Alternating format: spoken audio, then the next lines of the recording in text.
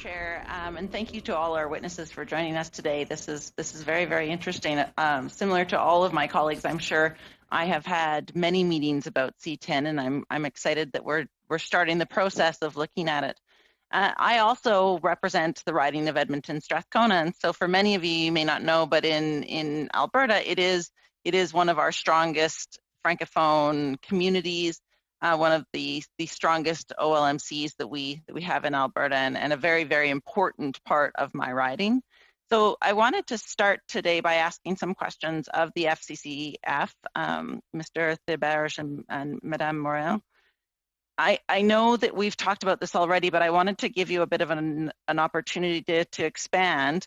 So, you know, you spoke about the importance from your perspective of the bill ensuring that broadcasters, both online or not, have to promote the French original content, especially in our linguistic minority communities. Can you talk a little bit more about how that could happen? And you know, I know we've touched on this before, but I'd like to give you a little bit more opportunity to talk about how that could happen. Madame Morin. Bien sûr. Alors, Absolutely. One of our recommendations, of course, is by explicitly mentioning OLMCs in the wording. And in Section 3 of the Act, objectives are listed. Our recommendation flows directly from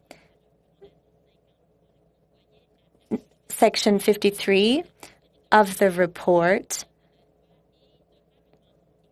And we also recommend that the Act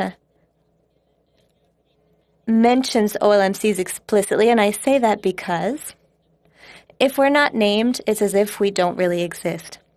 So it's important for the legislators' true intention to be very clear in the Act, and that is why we will propose a very clear amendment that will mention us, so that we're no longer hidden behind ethnocultural precedents in this bill, so that specific consideration is given to linguistic minority communities. As I mentioned before, this is an important act for us because it has to do with showcasing French culture everywhere in the country and to do with our cultural sovereignty. And that is what makes it particularly important for us. This is a major act for Francophone identity everywhere. Very quickly, I would like to add that the revision of this act will have impacts on many other revisions of other acts and many other future decisions. So that is why it is important to set an example here and to act clearly by naming OLMCs, as my colleague said, by naming OLMCs as an integral part of the ecosystem. Wonderful. And can I assume then that our representatives from the Quebec English Language Production Council would also agree with that explicit naming within the Act? 100%. Of course, yeah. I thought that would be clear. The next question I have actually is for Madame Messier. I think we all understand that for everyone here, it's essential that this bill include every major player of the cultural ecosystem in Canada to financially take part in the original Canadian content production.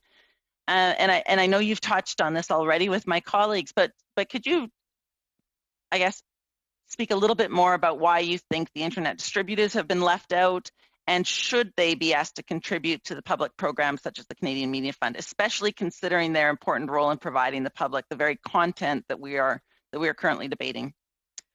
I think that there are major exclusions in the bill. We spoke about YouTube, Facebook, and other social media, and they broadcast a lot of music, other audio-visual content. We mentioned digital restrictions that would make things possible for OLMCs on digital platforms. But there are internet and cell phone service providers that we know consume the content or rather Canadians use those devices to consume content, either their cell phone or their computer, and they use a lot of bandwidth. They are already contributing. We know that there's more and more cord cutting happening. These days, people are consuming content through the internet, through their cell phones, so we do think that they should contribute. We do not agree that they should be excluded. We think they should be included, even if, for example, the CRTC decided for just a few years to take information and to impose accountability and to impose minimum obligations or to impose obligations on them at a later date. I think that there needs to be foresight. It is necessary to encompass all stakeholders for this legislation to be adequate.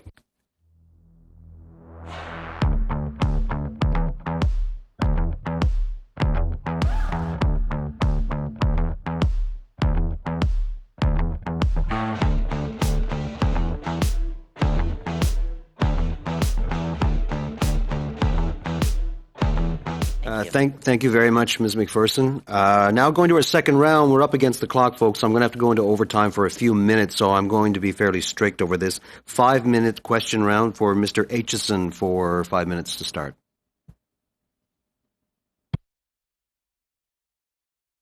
Thank you, Mr. Chair. I actually don't have questions about the specific presentation. I think it's well laid out and your recommendations are very clear.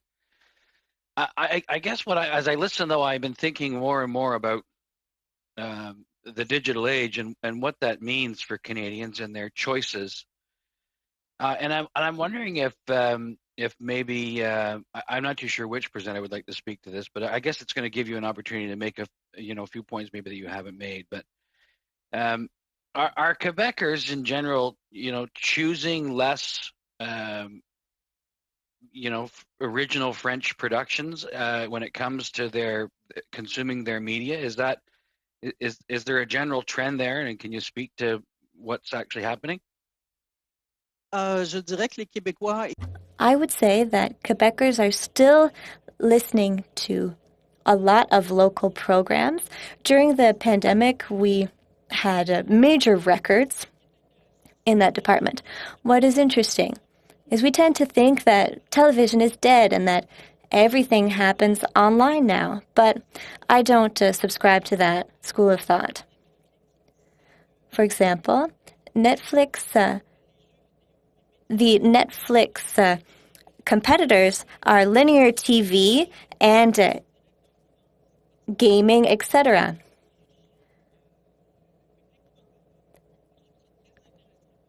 And there are barriers with reaching Quebec consumers.